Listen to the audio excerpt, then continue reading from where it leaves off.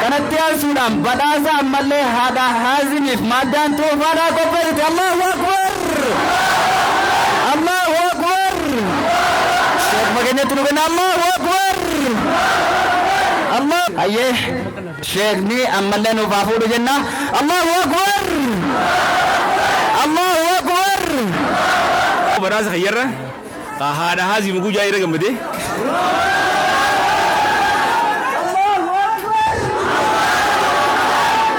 Maaliif haati haazim tuni?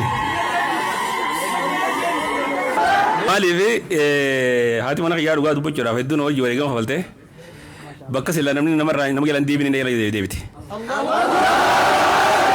Namni biyya faranjiidhaatiin deema jee namni biyya faranjiidhaa osoo deemu kan biyyaatiin deeme biyya teenya waliin beektu haa as keessa turteetuma as keessa odoo deemtee jirtu biyya sanittiin deebi'a guunan jiru murteeffadhu yaati murteeffattee khalaas bakkuma deemtu muka jallee galtu suma hojiin galaa eega jettu ani murtii isii murteessitaniitu waa hundarra murteeffachuu kiyyarra na ajaa'ibsiise.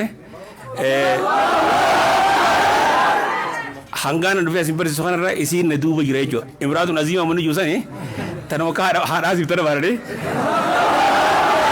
isin rabbi jazaa qabaluufi hedduun hojii wareegama kafaltee takka haadhaasiif rabbi sinaa kan tadiin irraa ibduuban deeme rabbi sinaa kan rakkoon feete mudattuus diin si wajji gadhaabdu rabbi sinaa kan rakkoon feete mudattuus duuban deeme rabbi sinaa kan namni haadha kanaatiin qofe ol hin qabu diin barsiisuu isaan jiru gaddeebee nama qaraayisuun isaan jirtu daawaa isaa godhuun hin jirtu haadha manaa jabduu yoo qabaatte immoo bakka feete galtee bakka fee qaraa hojii hin teessa.